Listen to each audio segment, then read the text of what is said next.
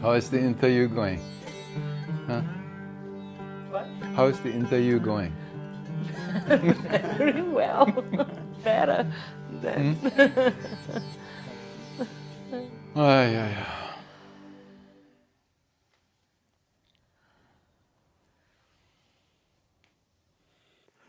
I remember when in 1989 Osho spoke about the Japanese seer Katui Ishida, who pointed out that Osho was a vehicle of the coming of Maitreya as a fulfillment of a Buddhist prophecy. Maitreya means the friend. Osho dedicated to us some words in Urdu language. Mere Hamsafar, my fellow travelers. Mere Hamdam, my heart. Mere Dost, my friend. Saying that receiving Buddha Maitreya has purified him completely. He also said that the master is a loving friend, and the disciple has just to listen to the friend. Would you please comment?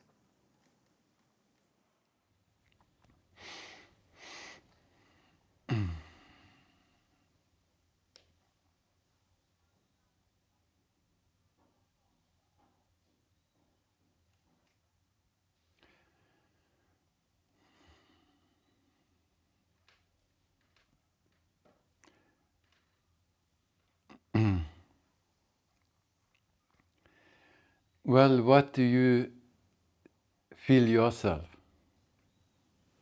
Now, I'm just feeling that I'm no more. It's just you. So, isn't that the friend?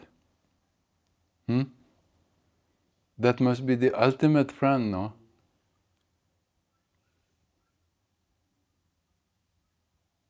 When there is no separation, no? Isn't that love? When they talk about love, the ultimate love is to become one, no?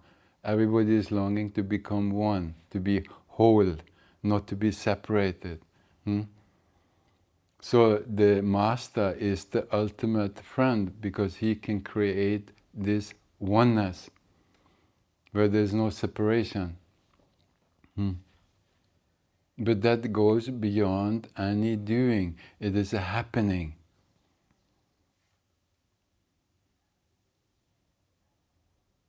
It's a mysterious happening, no?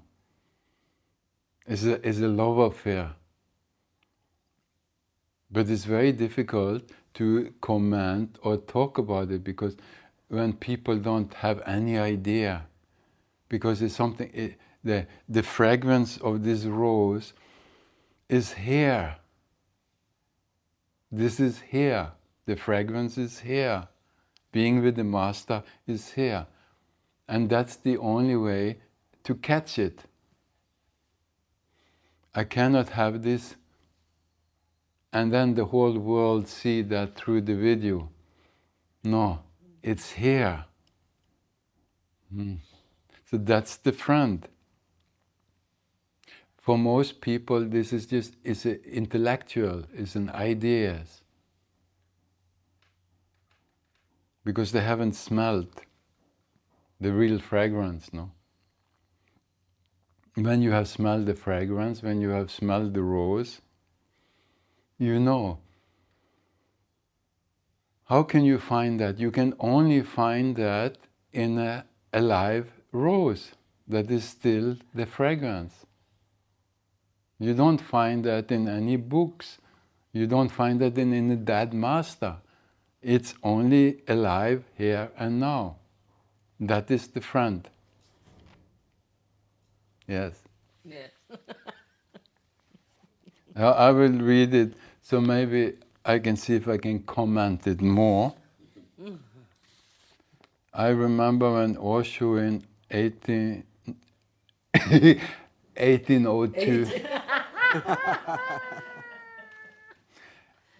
1989 spoke about the Japanese seer Katsu Ishida, who pointed out that Osho was a vehicle of the coming of Maitreya. Maitreya is another name for the Buddha, the coming Buddha, as a fulfillment of a Buddhist prophecy. Maitreya means the friend. Yes, first, I met this Katsu Ishida. I was there when she came, and it was very unique because Osho really took care of her and showed her even with rose petals, no, from the podium. So this woman, she was really something. What was going on, but she comes from the Buddhist tradition, so what was going on there in her world, I don't know. But the meeting was very beautiful, and I remember it was very unique that Osho gave that kind of acknowledgement to somebody. And Osho also talked about it in those days, but for an enlightened being, he, like Osho, he's a master of masters. They, they don't come often, no? So, what does he need Buddha for? So whatever is happening between them, I don't know, you know. I don't know, but I met her, and in some mysterious way, we had dinner together. I was sent, and I'm pretty sure Osho was involved with that because it was Hasya who was the secretary then, and this what was Katsu Ishida, and me, we went to the Blue Diamond for dinner. And this was before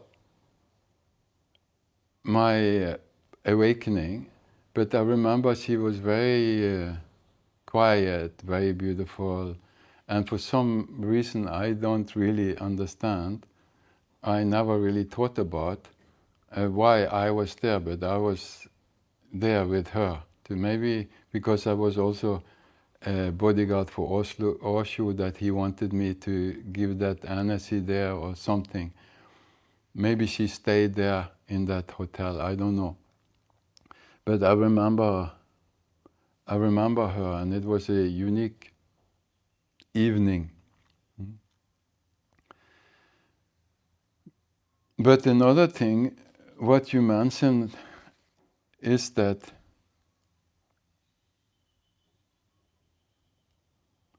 Osho was a vehicle of the coming Maitreya. This is something very mysterious that I seldom or maybe never have talked about. But where could the energy of Buddha, Lord Buddha, or Jesus, or Lao Tzu, or Ramana, or whoever like that, where could they go if they were going to go somewhere? Huh? Where would that presence, that energy that is in existence go? Only to an enlightened being. Huh? It wouldn't come to an ordinary human. It's no access. It's too dense. But an enlightened being is totally open, like the wind, like an open door. It just blows through. So, a bad spirit would go to a bad person, yeah? And sometimes you have that. People are even possessed by bad spirits, you know? Or people have a lot of, they get attracted because there is no consciousness. So then bad spirits can come and disturb, give you even more mental anxiety or problems, because there is no awareness. There is no consciousness there, so it's totally open for all kinds of bad energies. No?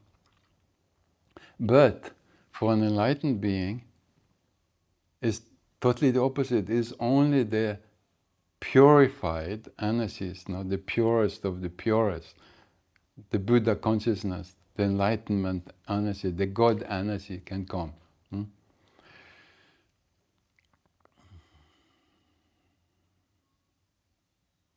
So, this I have experienced myself also in some mysterious ways. And even this night, the Osho, that energy that you call Osho in the body, came, you know, and maybe it was something to do with this, that I was thinking about this. Huh? And it's a total delight, of course, when you get even more of that energy, yeah? Because already,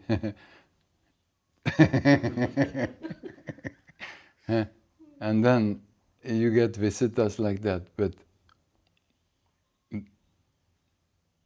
it can only be that kind of visitors, because it's too pure, you know. So there is the alike energy, alike, they say when you're little, alike children likes to play together, no? And many times I have felt that all the gods and goddesses and enlightened beings, they are just around, you know, because they support any enlightened being. All the enlightened beings that has left the physical plane, that energy is still there. So if they are attracted, they will support other enlightened being who is doing the same work. No.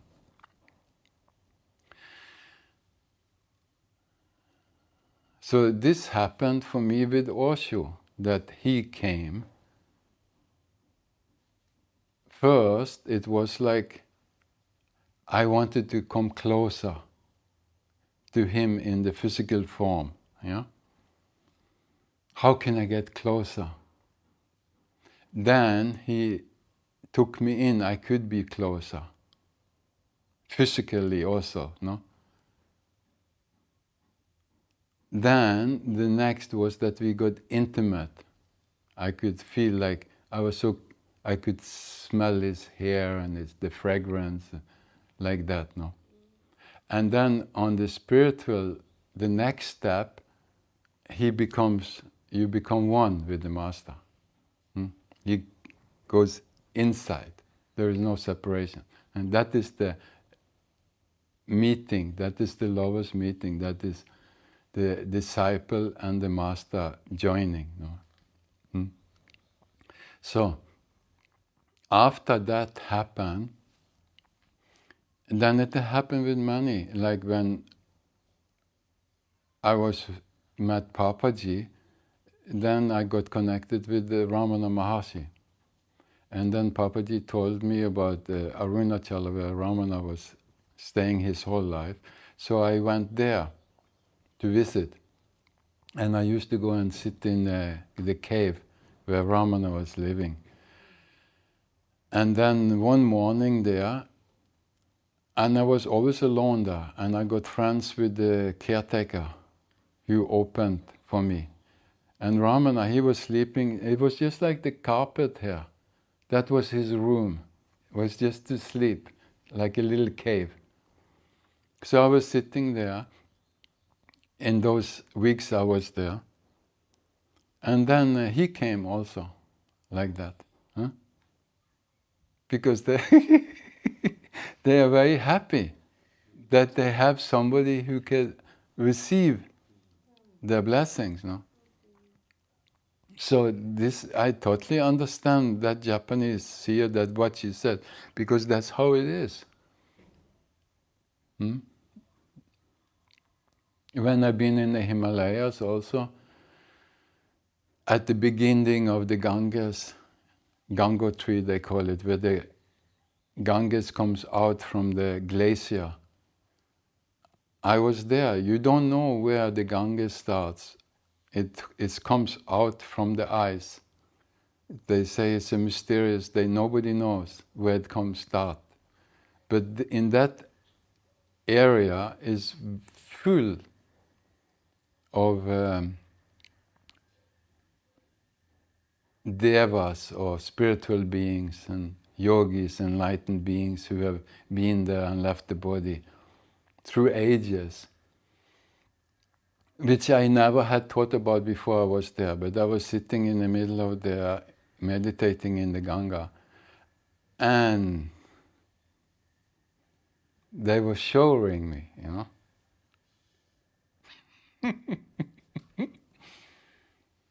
So happy, yeah, because most of the people who go, they are just Hindu pilgrims, unconscious, like you're going to the church, like that.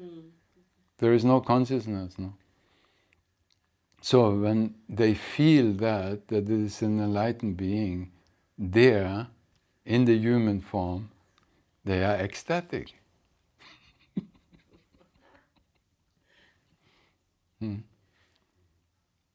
So it's like that. How was it for you to see that, to receive it? Ah,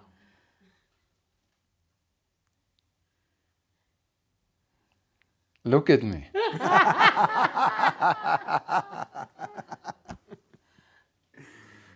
There's no words, no, there's no words. And it's total surprise. I had never, because it's a happening, no, it's a happening. It's new. But when there by the beginning of the Ganges, it was, it was paradise. It's total paradise.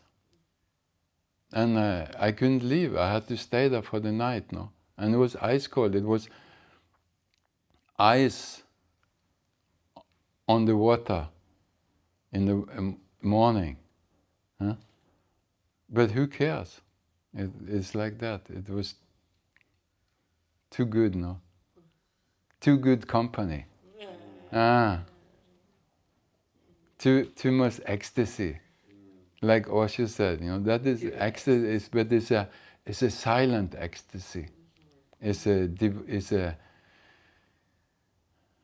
divine ecstasy, you know. And the same, I went to Assisi in Italy, where Francis Assisi was. And I had 2 retreats there and brought hundreds of sannyasins there. And there also it happened that Assisi, Francis Assisi, he came.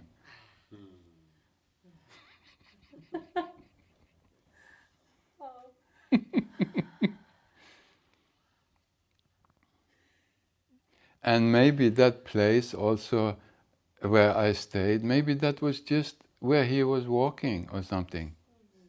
But it doesn't matter because it's the energy, you know, he spent his life. So that energy was there. And I don't know who else he could say hi to, you know. And it was total ecstasy, you know.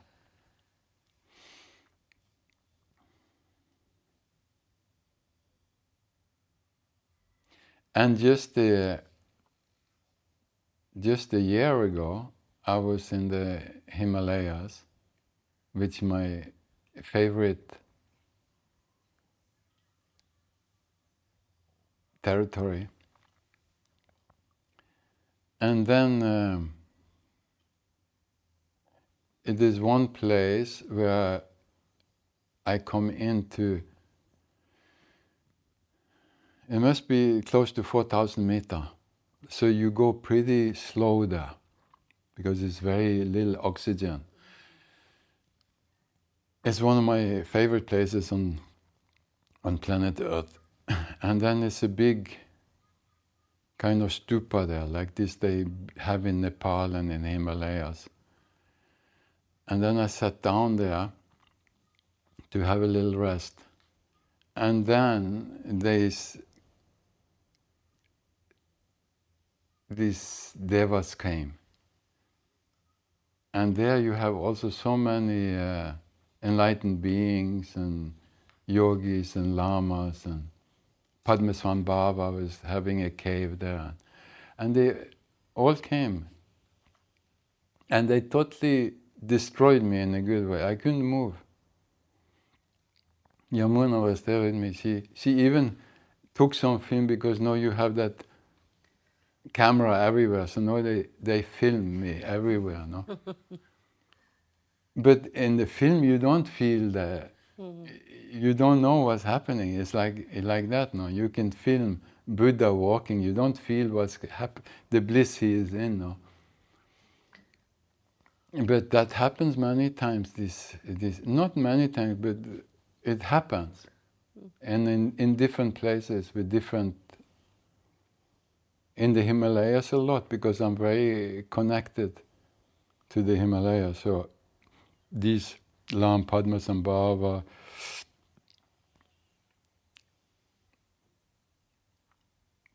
many enlightened beings has been there, no? So they receive me very well there.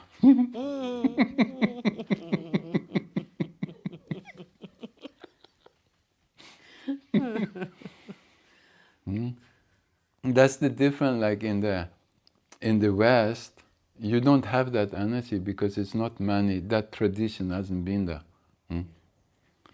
You don't have that force of enlightened beings. So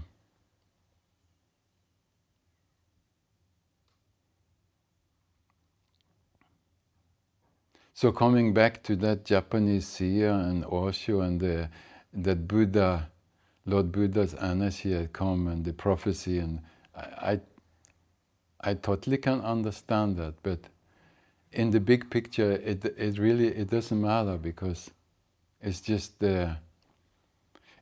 some delight on the way.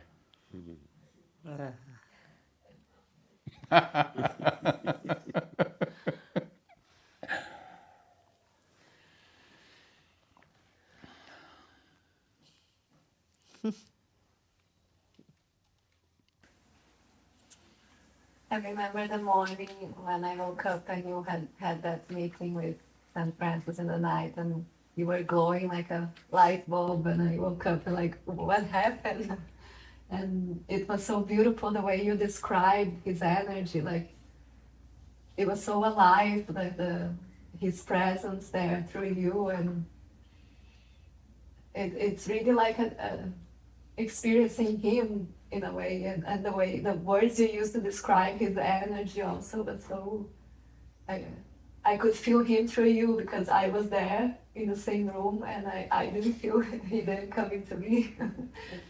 But I could really feel his presence through you. So I really felt how you can become a vehicle. And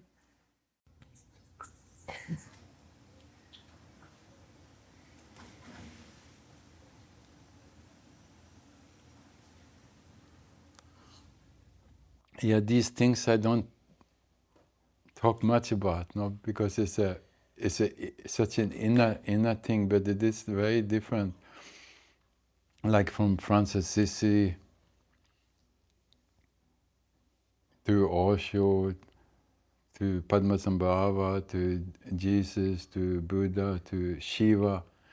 Shiva was one of the first that came in, and that is a tremendous force, totally wild. So it's all different, but they are they are all friends on the way. Like, what was the question you said? Osho dedicated to or some words in Urdu language, Mere Hamsafar, my fellow travelers. What is my fellow travelers? That is the disciples, that is the one who's longing for freedom, no? That is the fellow travelers of the Buddha who is coming with him. Come. Like Jesus said, come follow me. That is the fellow travelers. Drop everything, let's go. The true disciple, they don't ask, where are we going? No, they say, let's go. So, Mere Hamsafar, my fellow travelers, Mere Hamdam, my heart. So first, is it the disciples there, that you are ready to go on the pilgrimage. You don't hold on to the past.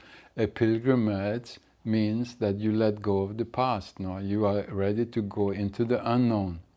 So then the next is to be established in the heart, to awaken the heart. Because only from the heart can you understand. So first is to leave the old.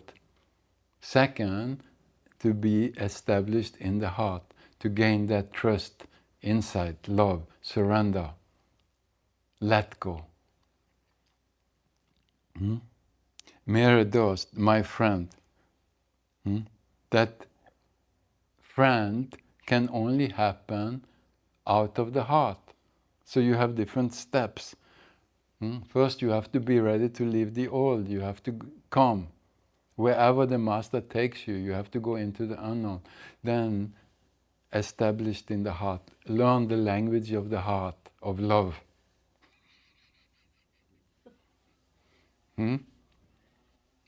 When you understand that, when we can communicate, that's what Osho is saying.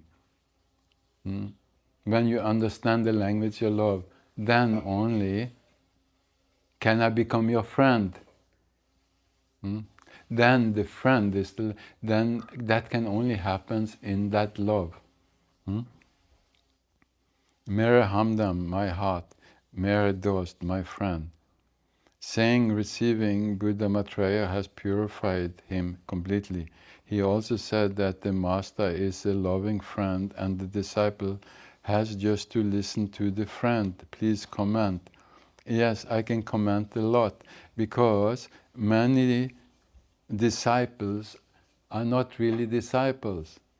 Many sannyasins are not really sannyasins, like the way Osho wanted it. So how can they be a friend? So this is also something that some people, they said, oh, my master is the friend, the Buddha is the friend. But you cannot receive the friend. You are not there yet. You haven't gone through the transformation to be a friend. So when I read this question from you, and he's also said that the master is a loving friend and the disciple has just to listen to the friend. Please comment. Yes. What the master is the ultimate friend. But are you ready, available, open, surrendered, spacious enough, receptive enough to receive the ultimate friend? That's the question. The master is the ultimate friend. Yes. But have you done the steps to be friend of the friend? That's the question. And most sannyasin hasn't. So it's totally true, but there can also be a poop out. Because many sannyasin, oh, I have the beloved, the friend, the master. But do you really? Have you let go? Have you surrendered to the master? Do you know the language of the heart? Are you free of your head? Can you communicate? Can you be in synchronicity with the master? Then he is your friend. That's the question. Are you pure enough? Are you empty enough? Are you receptive enough to receive the friend? Yes, master is the friend, but are the disciples ready? Are you a friend? That's the question. There is no doubt that the master is the friend.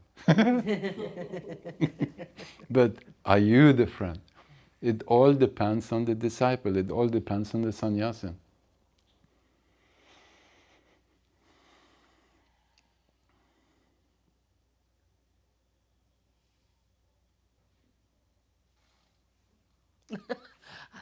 I don't.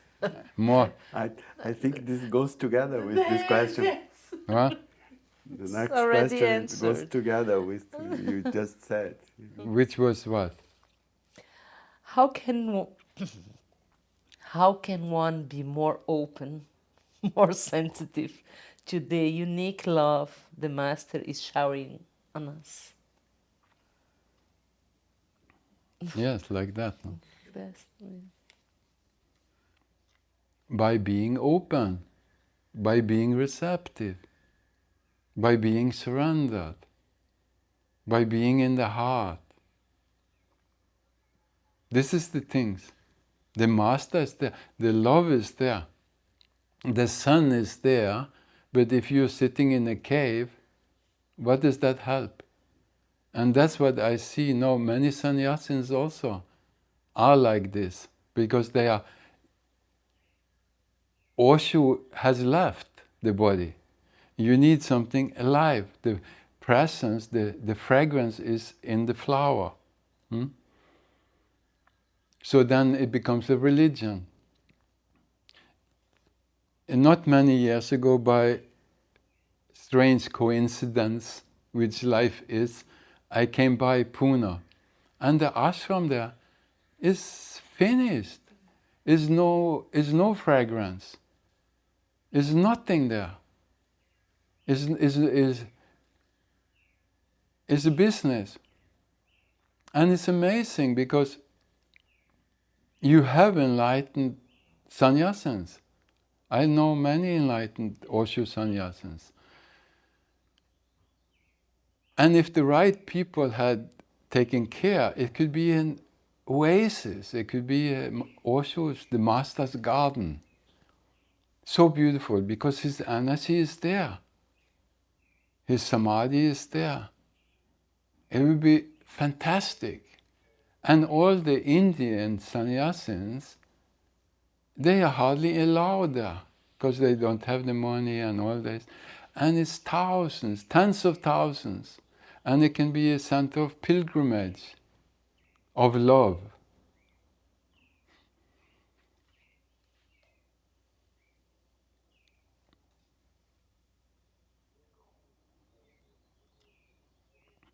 No, it's really sad.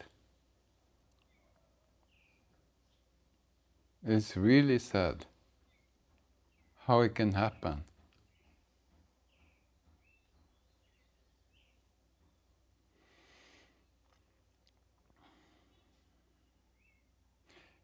Maybe 20 years ago, I had a lover, not a physical lover, but a disciple or a friend, and she was involved in this inner circle that Osho left, that was like starting running the ashram. And I remember when she was with me in satsang, she totally connected. Yeah? Can you relate to that? I want to be with you for the rest of my life. Yeah, Was like it that. in Milan? No. She was from Sweden. I don't remember her name, but anyway, she was involved with this inner circle, and she wrote to them and say, "Hey, we have an enlightened sannyasin here. Why can't he come? And the chair is empty."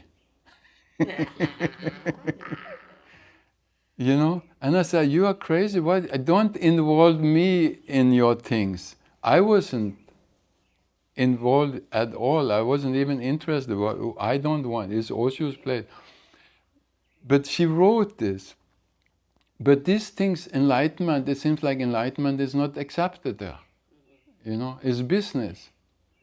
And enlightened people, sannyasins, are not allowed. And if a master like Osho, who is the master of masters, it happens once every thousands of years, if he doesn't have enlightened disciples, who has? And then it's like, it's illegal to become enlightened.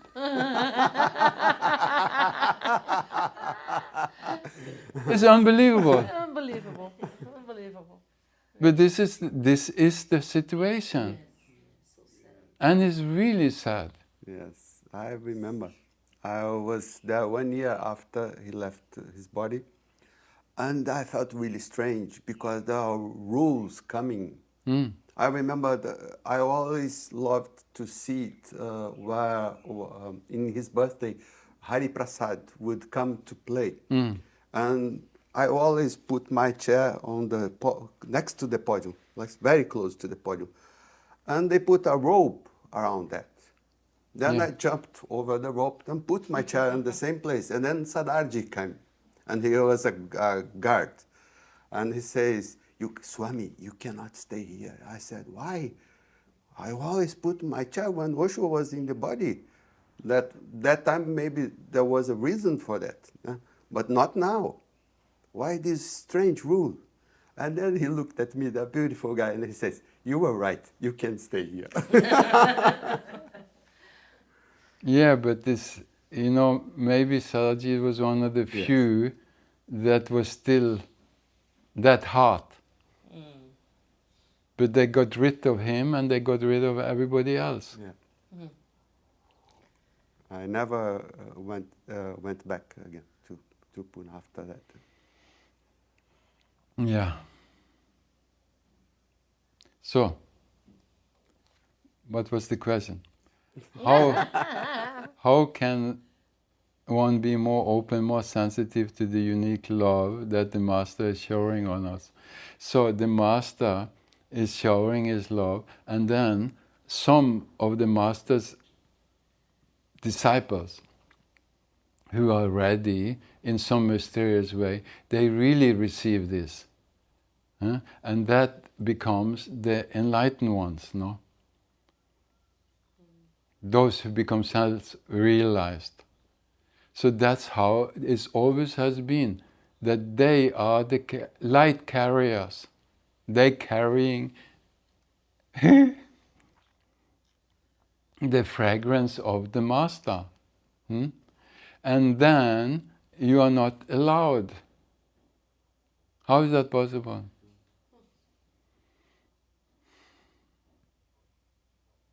Then many sannyasins are there. It becomes like that because then it's safe. They're holding on to the name and the form of Osho.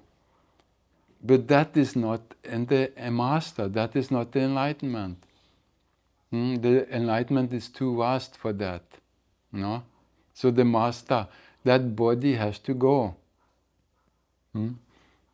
But so many sannyasins all over the world, they are holding on to that like it's something wrong. And they should use the opportunity now, because you have enlightened sannyasins from Osho who is still alive. And what would be better than that? To have the fragrance of the Master.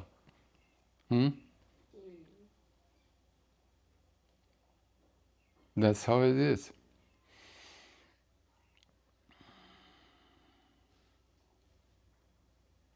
But then the sannyasin, then you can dream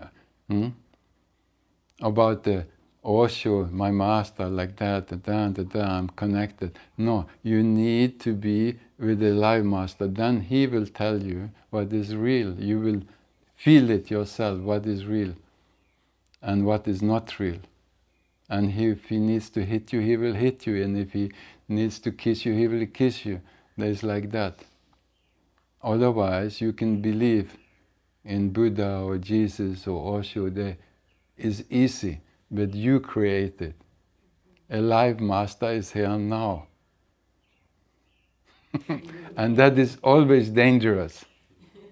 It's always dangerous for the ego. And is no way around it. If it's a real master, if it's somebody who's really taking that they want to talk about this unspeakable, then there is a danger. It's a danger for the ego.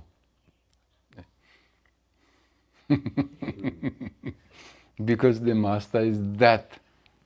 Because enlightenment is that. Because to be reborn, you have to die. That's why Osho said, the master is that. He's teaching you that. Yeah, it's beautiful that, and it's so much love, but it's a that because you have to die to your identity, your personality, to your ego, to your mind. That's why it's a danger. So, I will always stir up. So that is also something, this is part of it. You did this interview because this had to be talked about. Through me, I had to speak this clearly. You know, you have to wake up. Don't miss the opportunity. If you're really sannyasin, then be courageous.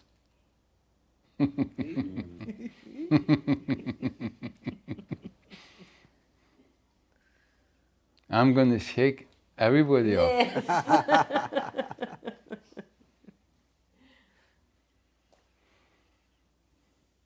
I'm a wild man, and an ecstatic man, and a silent man, and a dangerous man, and a loving man. So, remembering the Master Osho, I just wanted to recom with this, what Osho said. If you have been following a real master and the master is no more, then it is the responsibility of the master to send you to another real master. It's the responsibility of the master to send you to another master. And these pygmies that is running like in the power of sannyas, that is illegal to go to somebody else who is enlightened, which is the master, which is enlightenment. If you've been following a real master and the master is no more, then it's the responsibility of the master to send you to another real master so that your growth can continue.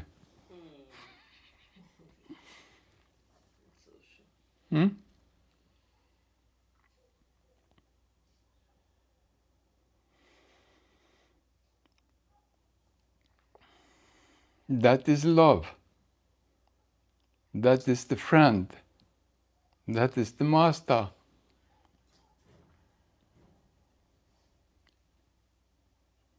It's not he, is your growth. That's what the master, the real master, he is there for your growth. So it can continue. Don't be obsessed by the past. Don't cling to the past.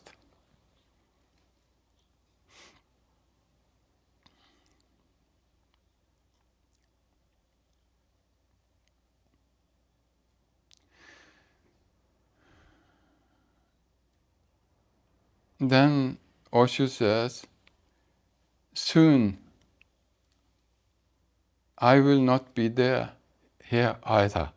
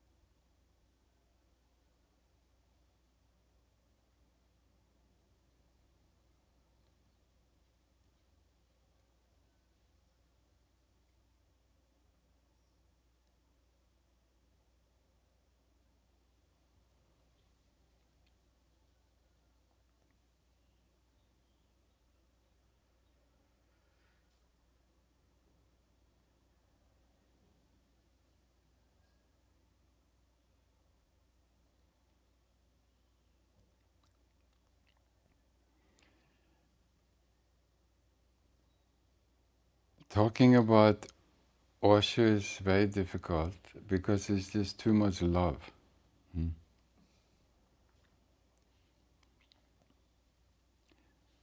But he wants me to finish this. Soon I will not be there either. And remember, I would like to remind my disciples especially, if you really love me when I'm gone, I will direct you to people who will be still alive.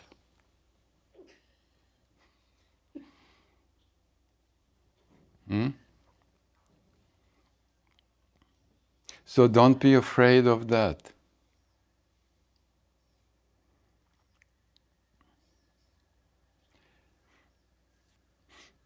And that I'm a proof for myself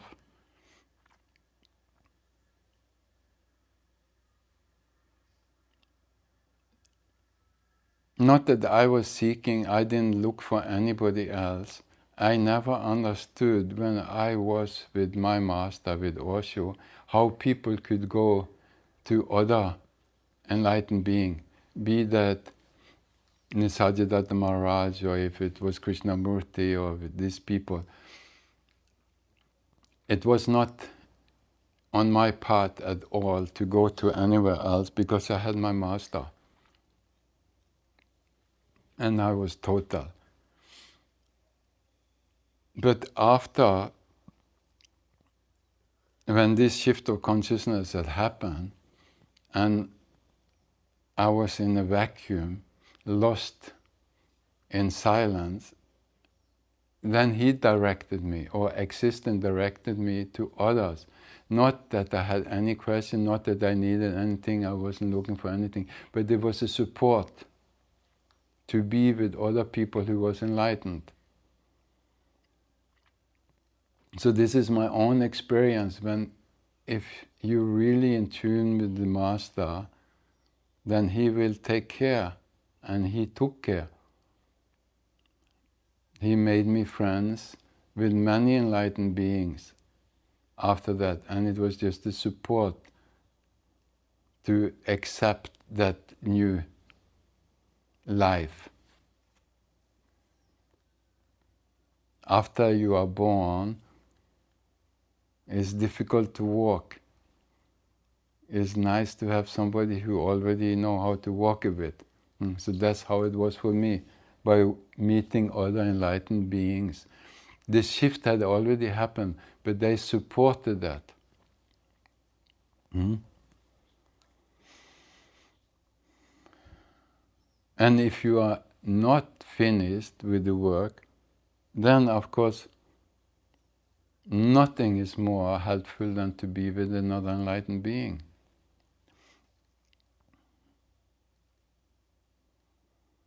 So, if you really love me, when I'm gone, I will direct you to people who will be still alive. And you see how this is totally opposite of how they have created it. Totally opposite. Because they are living in fear, in control. They are not disciples, they are not even sannyasins. But how to get rid of this plague? How did they get rid of it? It's impossible. So don't be afraid. If I send you to Tibet, or to China, or Japan, or Iran, or Afghanistan, or wherever, go. And don't say that because you belong to me, you cannot belong to another real master. Just look in the eyes.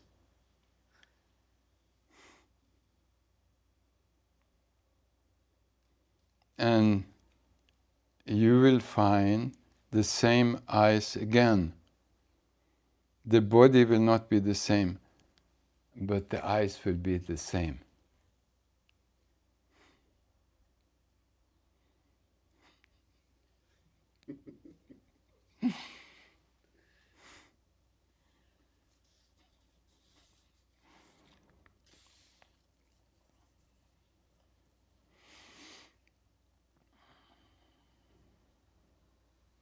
And I'm speaking from my own experience that this is how it was.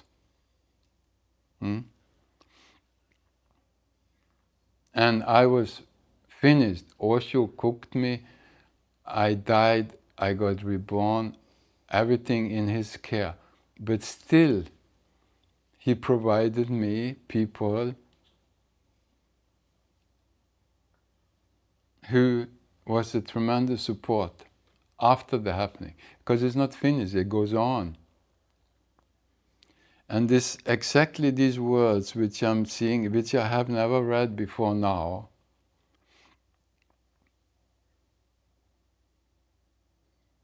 I said also, when I met my first friend after enlightenment, Girda Aditya, then I told some of my friends, but look at the eyes. Look at his eyes. Just like Osho. Just look.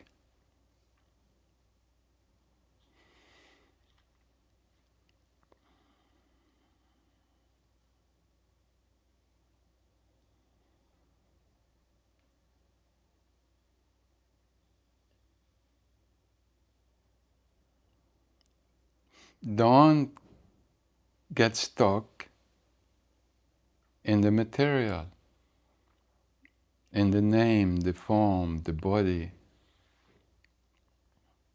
Go beyond. If your journey is not complete with me while I'm here, if something is still to be done, completed, then don't be afraid. By dropping me, you will not be betraying me.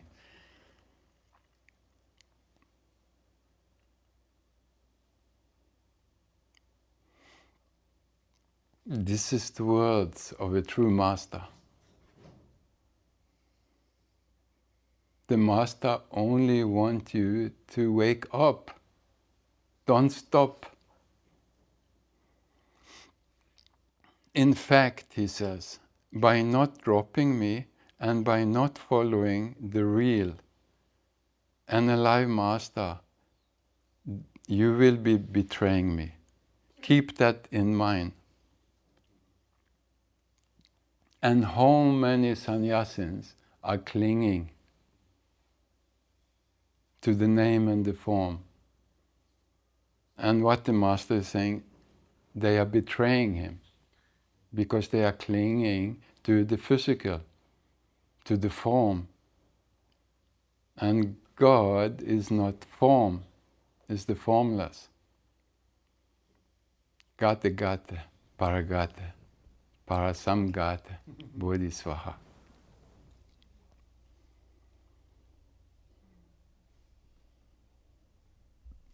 That's the truth.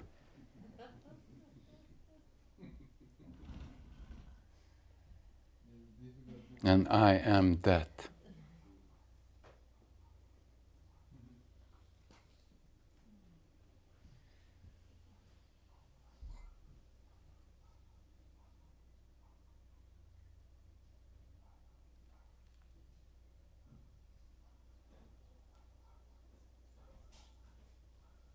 And nothing more than the truth you can give to your master, to be a vehicle of truth, of love, of light. So know well that all the enlightened ones are happy for the truth to come forth.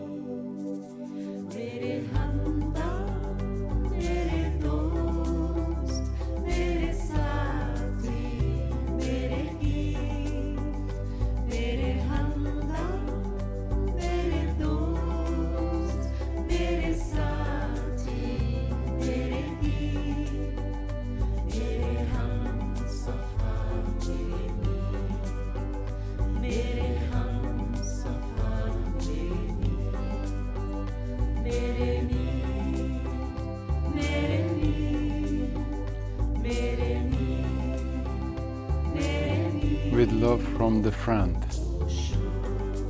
May everyone be happy. Om Shanti. Jai Bhagavan, Jai Osho.